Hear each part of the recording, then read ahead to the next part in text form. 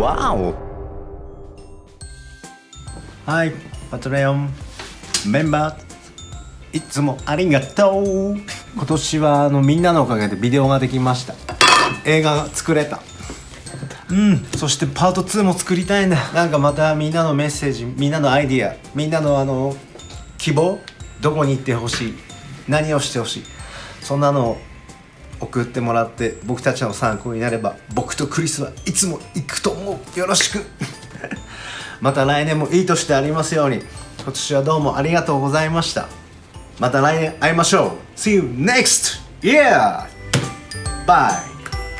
Hello guys and welcome to the end of year Patreon New Year special, where we take a look back at what's been a magnificent action-packed 2018 with my highlights and yours, as well as peer forth into 2019 and see what might be going on next year. I hope you all had a great Christmas, no matter where you might be out there in the big wide world. I did have a good Christmas. I'm back in the UK, as you can maybe tell, because that wallpaper doesn't exist in Japan. I had a good Christmas with the family.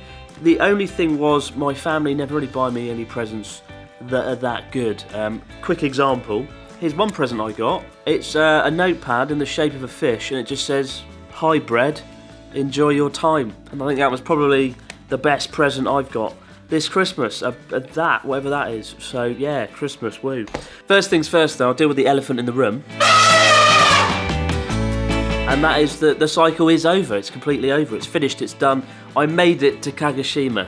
Now, the reason I haven't publicised that is because there are a lot of videos to come. I didn't want to confuse people. And in fact, I'm only going to be telling you guys on Patreon. I'm not going to be promoting it or publicising it across social media for a few weeks, maybe sometime the end of January, just because there are quite a lot of videos to come. And yeah, I just didn't want to confuse everyone, really. It was the most difficult 2 months of my life, I'd say.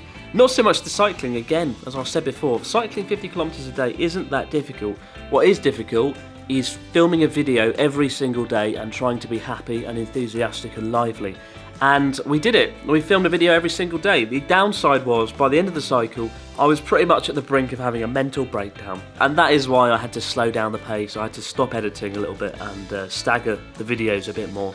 But before we peer forth into 2019, it is important to recap 2018 because it was our best year by far on the Abroad in Japan channel, and it is all thanks to you guys supporting us and believing in what we do. Most of what we've done this year has been funded through Patreon. It's what gives us our creative freedom. It's what enables us to buy new cameras and swanky drones and make documentaries about a man who runs a beauty salon in rural North Japan. And whilst I could reel off statistics about the 52 million people that have watched our videos this year, or the 465,000 people that subscribed in 2018 alone, it's the people, the places, the things that we've experienced and shared that have defined this year. And here's a little montage of 2018 highlights. And as you watch over it, I want you to remember, guys, that if it wasn't thanks to you, if it wasn't thanks to your support, none of it would have happened. For better or worse, you made it happen.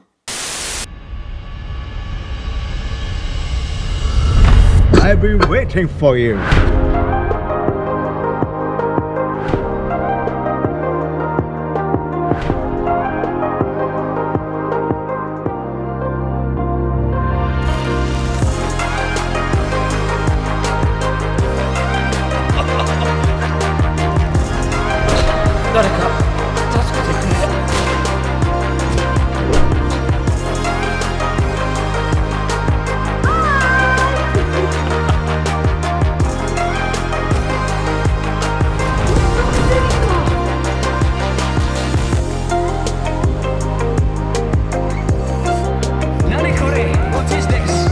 I feel very luxury.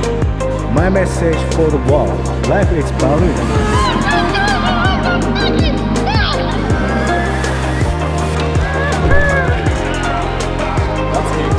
Oh, nice to meet you.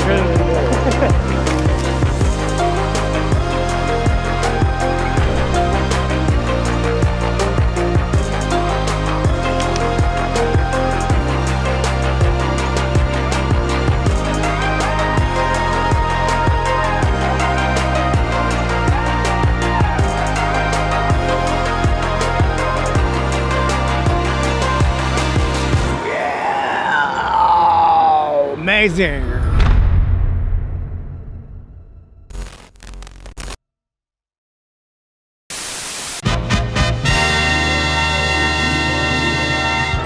So guys, these are some of your highlights which I'm reading off of Patreon. Don't be offended if I have left your comment out because it's probably one that's in my top 10 list coming straight afterwards.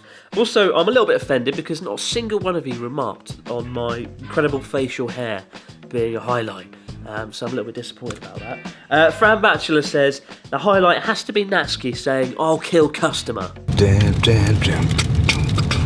Natsuki have bought some items to get in the spirit of Kill Bill. I'll kill customer. Don't say.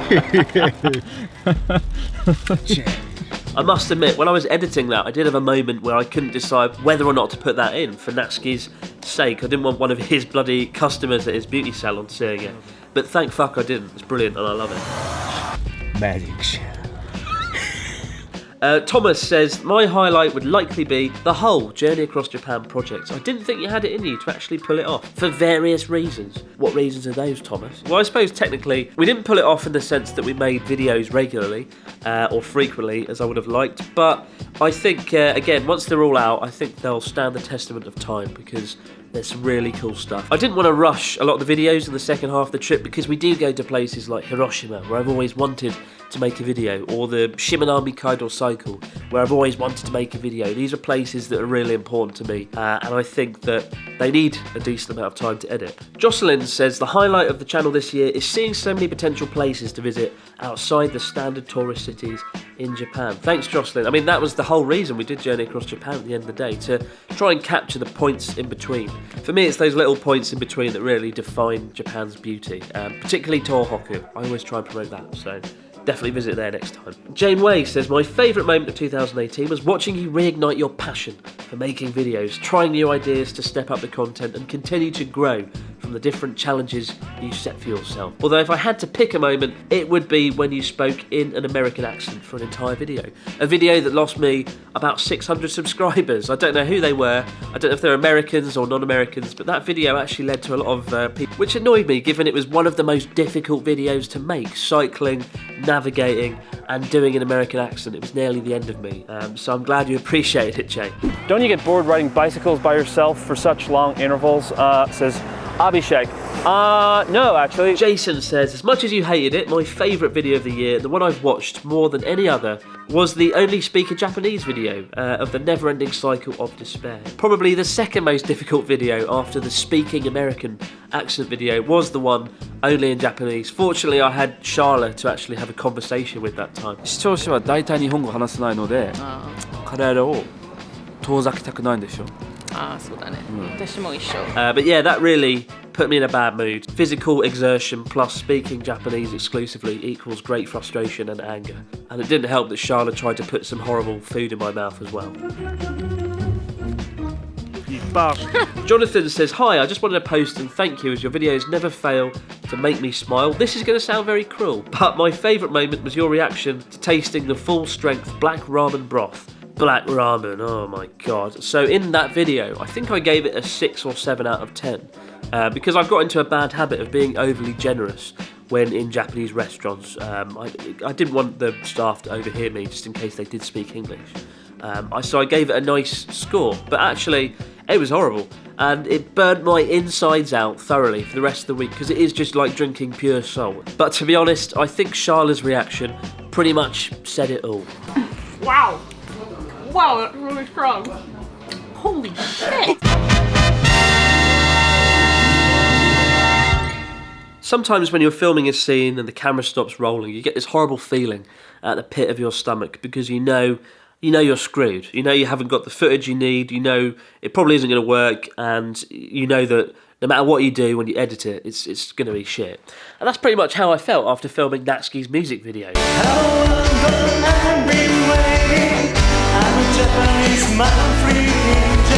Originally, we'd had 2 hours to film the music video in this really nice venue that Natsuki had picked out.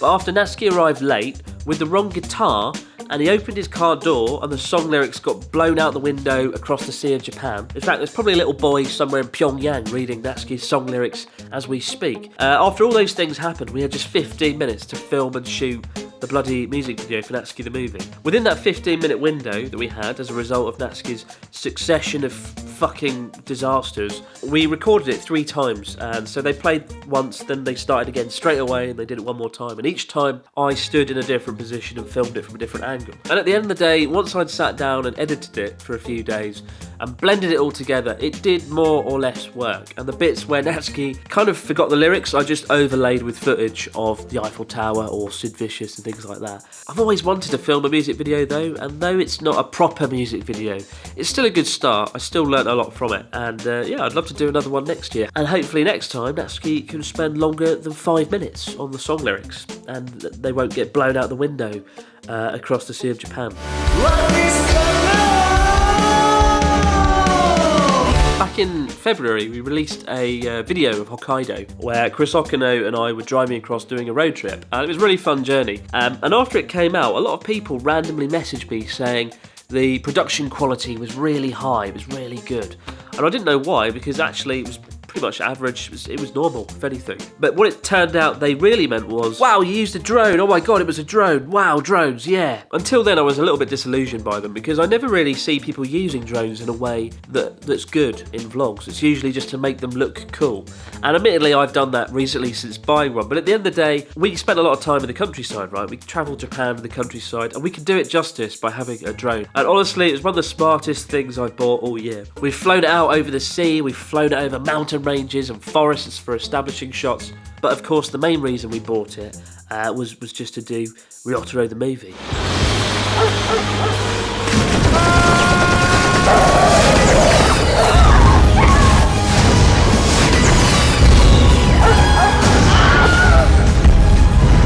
It's not every day we get somebody to face their fears on the Abroad in Japan channel.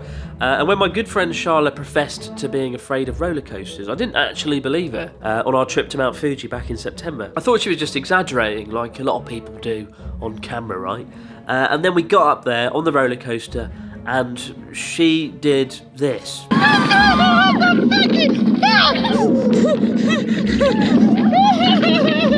was so proud of her for facing her fear, but above all, that was fucking hilarious. Don't really know what she said though. Feel free to transcribe that scene in the comments below, because I haven't a clue. Something with the word fuck in it though, that's for sure. This year marks the 3rd year that we've had Ryotaro on the channel, and he's really become a character.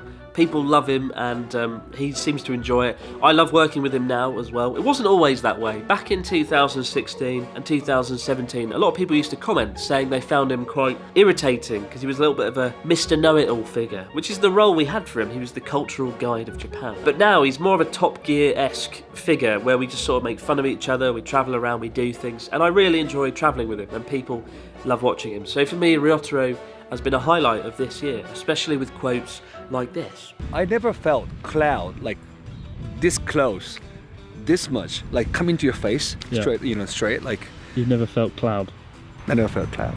I feel very luxury having cup ramen up in the mountain. very luxury. Yeah, the quality and cost performance and Cost performance. yeah, definitely.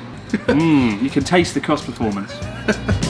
Whilst obviously the whole cycle hasn't been released yet, and the second half of the trip was probably more eventful as well, one of my favourite memories of the Journey Across Japan trip was just the first few days cycling from Sakata to Niigata, because I think it's that feeling of when you go on a trip or a big long adventure, you always you feel really excited at the start, and the start of that trip was no exception. I mean, we saw Natsuki exercise for the first time in 10 years, maybe ever, because I can't believe he's ever done the exercise. We had some beautiful scenery. We had a lovely woman who gave me some biscuits, although in hindsight, looking back at it, she does scare me a bit now. We had the sake vending machines, we had my friend Roy and the pile of chicken, and the girl who could eat everything as well. We had those kind of moments of good fortune and luck where these people pop up and come along. But it just really got me in a good mindset for the rest of the trip, because you never know what's going to happen. And above all, I was just really happy to see Natsuki on a bicycle. I never thought we'd see that in a million years. Nice exercise. Nice exercise. I feel so good. Do you think it'll change your life?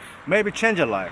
Yeah. I have a new hobby. I never really thought I would start a podcast because I never actually saw the appeal. But then, About a year ago I started listening to them and I realised that those pockets of time throughout the day when you're commuting somewhere, when you're walking somewhere or exercising, you can turn them into pockets of learning and education.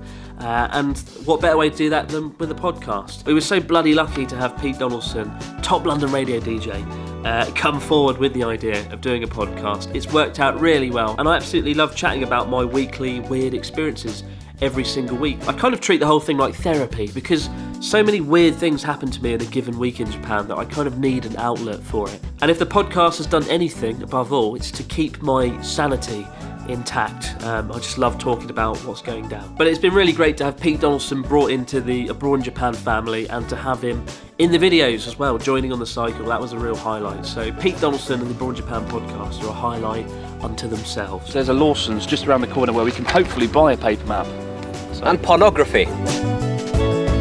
One of the hardest things to capture this year was that tranquil sensation of wandering through a snow-covered forest, doing the Yamabushido meditation and training. It was an incredible experience. Ryota and I and our guide Takeharu walking in silence through the forest in silent meditation.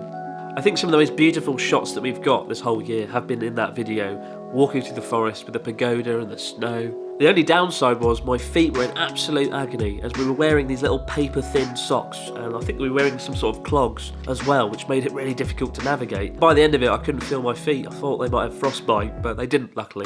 That would have been a terrible end to the wonderful meditation session. It felt like something that shouldn't even have been filmed, really, given it is this sort of ancient, traditional Yamabushido training. And I was reluctant to do it at first, but it was something I was really keen to share with people, and I'm really glad I was able to take you guys along on that kind of personal journey into the forest.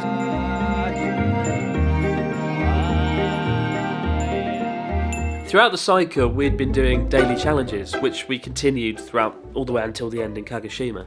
And one of my favourite challenges, probably my favourite so far, has been the one with Joseph the Animation Man making the commercial. 誰か助けてくれ。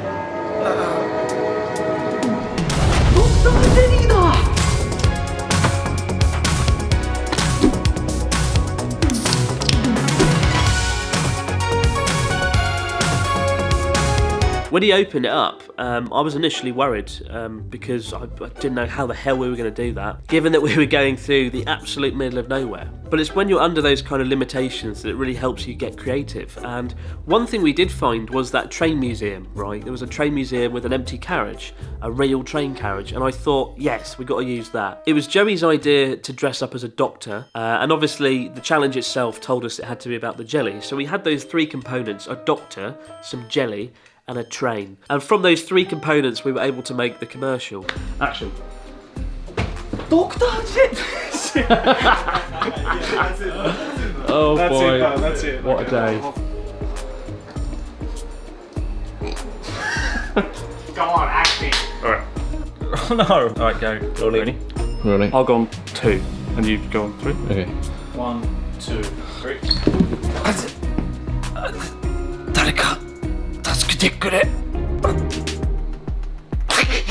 But it all came together pretty well, far better than I could ever have imagined, and yet probably my favourite thing from that video was the model train.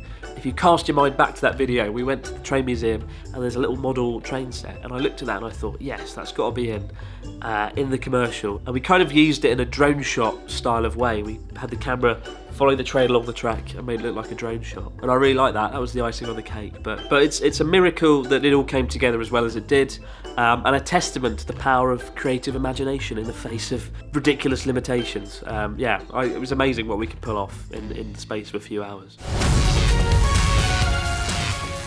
No video that I produced this year has created quite as big a response as this next one, including you guys on Patreon who commented on it as it being your highlight. I'd always wanted to make something on the tsunami, given that I was given my proximity to it. I wasn't there when the tsunami happened, but I'd spent 6 years living in Tohoku in the shadow of the disaster. At the same time, I didn't want to do some sort of disaster-focused video that was a bit depressing, looking at the devastation. I knew that it needed something to be positive, just because that's who I am. I don't like doing sad things. It needs to have a positive spin on it. And when I went to the region with Ryotaro, when I went down Onagawa, Ishinomaki and Kesenuma, to the areas that had been devastated, and I met the people and I felt the optimism in the air and I saw the reconstruction, I felt this was a positive story, a kind of phoenix from the ashes kind of scenario. There was a really heartwarming story there that in the face of something so destructive and negative, you can actually bounce back and prevail. The story that resonated with most viewers and with me was definitely Ichio Kano, the woman who owned the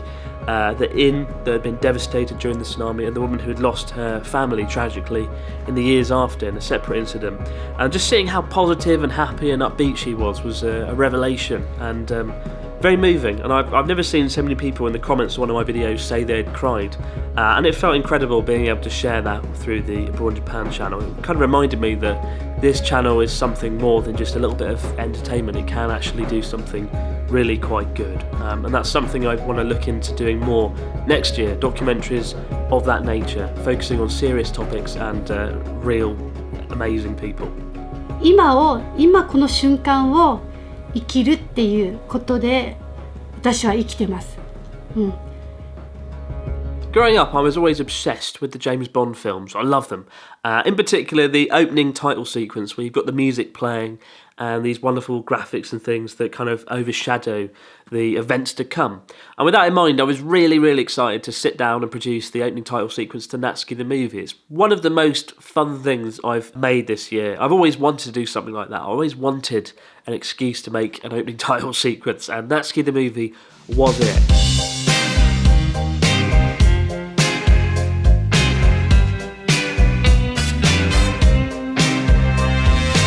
Even now, knowing what happens in Natsuki the Movie, because I filmed it, produced it and edited it, I still feel kind of excited when I see the opening title sequence, when I see Natsuki having his back done by Mr. Terry, or seeing him walk in front of Stonehenge, or play with his band, or do the indoor skydive, and I play that back. I kind of get excited, just because I think of all my moments in Natsuki the Movie, the opening title sequence, probably the opening 10 or 15 minutes, some of my favourite work this year that I've produced, and yeah, I really love that opening title sequence. For me, highlight of the year. I love it. I love watching it back and reliving the excitement that I felt building up to Natsuki the Movie.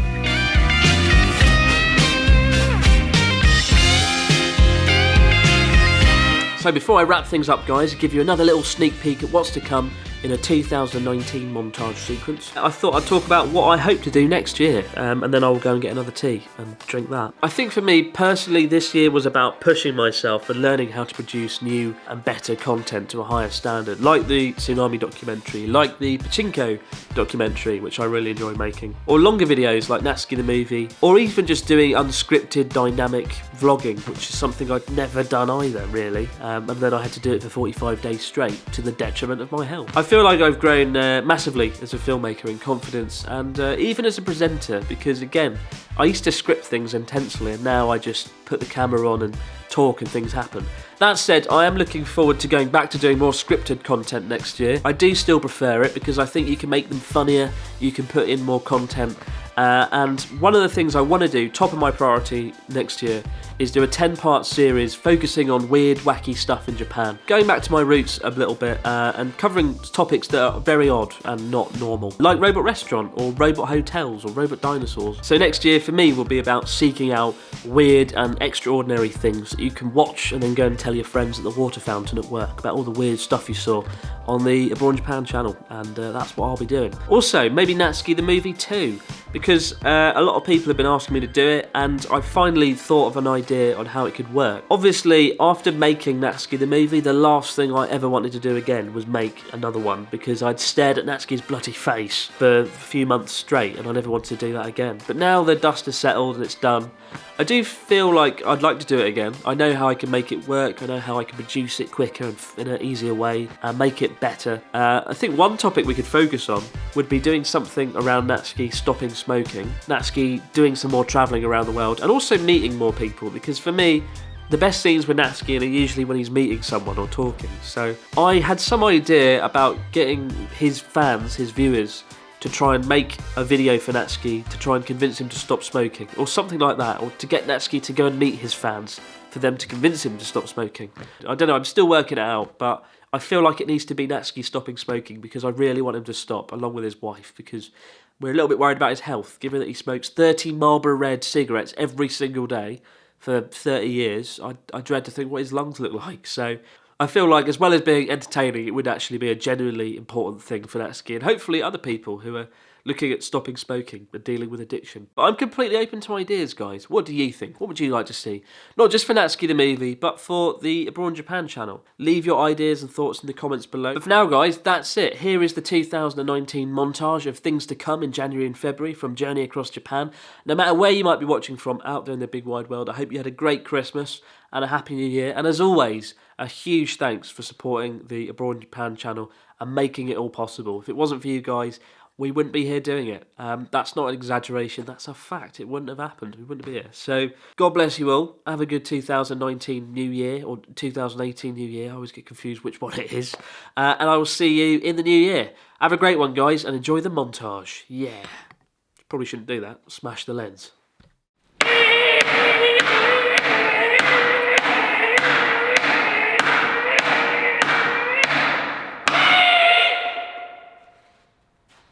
What?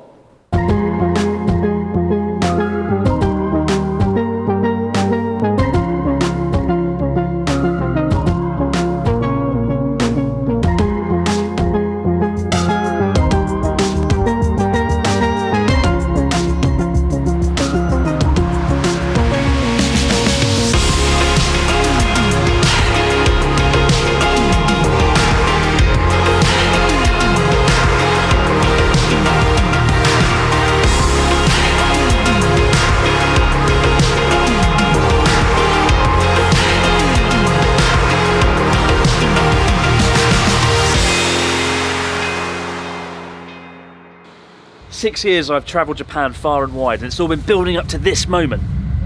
A pizza vending machine.